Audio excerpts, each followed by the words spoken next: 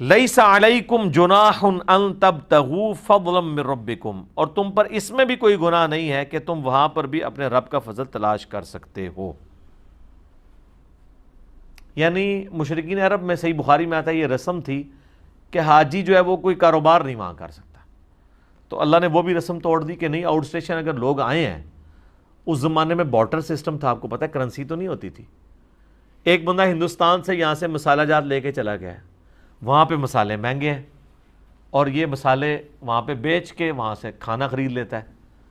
پہلے تو یہی سسٹم چلتا تھا نا، عرب کے لوگ جو ہیں وہ اپنی چیزیں یعنی کھجوریں بیچتے تھے، اس کے وہ کاٹن خریدتے تھے کیونکہ وہاں پہ کاٹن نہیں اگتی تھی۔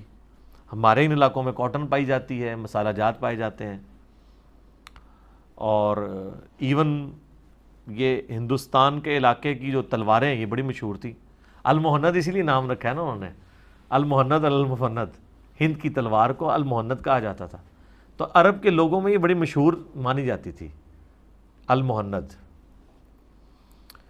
تو اس طرح بارٹر سسٹم تھا، تو اللہ نے اجازت دی ہے کہ آپ یعنی چیزیں یہاں سے لے کے جا سکتے ہیں، وہاں پہ جا کے آپ ان کو بیچیں، ان کی چیزیں آپ لے سکتے ہیں، تو یعنی حاجی کے لیے کاروبار کرنا بھی یہ جائز ہے۔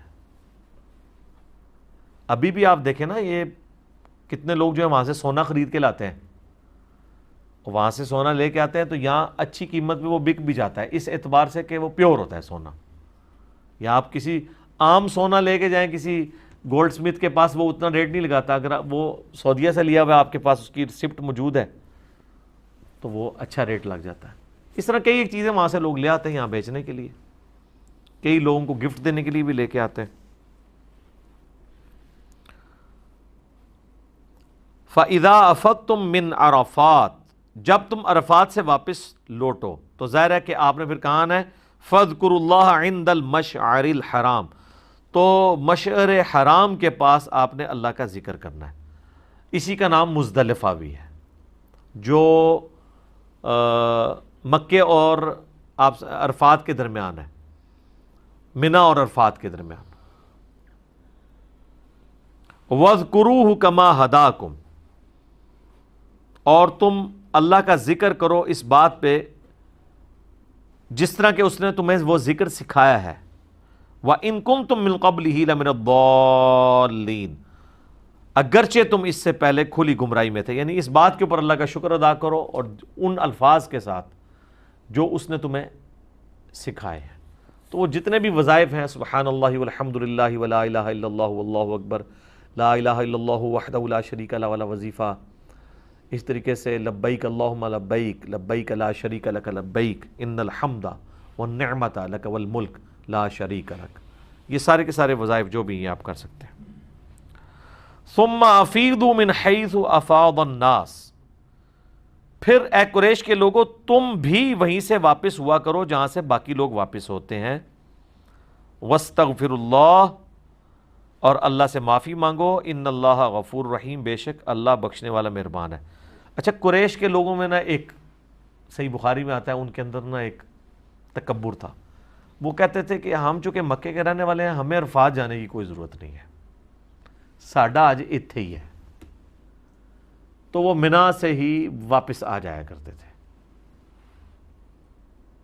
تو اللہ تعالیٰ نے فرمایا کہ بھئی تم بھی وہاں سے جا کے واپس آیا کرو جیسے باقی لوگ آتے ہیں، یعنی تمہارا بھی عرفات میں جانا ضروری ہے، ادروائز یہ حج نہیں تمہارا ہوگا، اور عرفات سے واپسی پہ مزدلفہ میں بھی رکنا ہے۔ وہ یہ کہتے تھے ہم تو یہاں کے رہنے والے لوگ ہیں، ہمیں کوئی ضرورت نہیں ہے، یہ تو باہر کے لوگوں کے مسئلے ہیں کہ وہاں پہ جائیں گے۔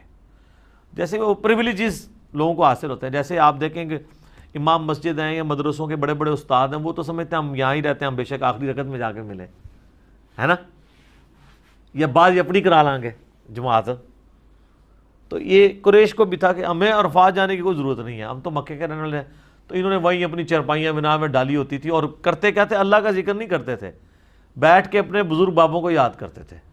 یہ آ رہا ہے قرآن میں، پھر اللہ نے ذکر کیا کہ جس طرح اپنے بابیاں نو روندے پیٹ دے ہو نا، ان کے واقعات سناتے تھے، کوئی کہے گا جی میرا دادا یہ تھا، تو وہ ایک بندے نے سنی، وہ اس سے اگلا اس سے لمبی چھوڑتا تھا کہ میرا دادا تو یہ کر لینا سی، تو اس طرح نہیں قصے کہانیاں سنایا کرتے تھے۔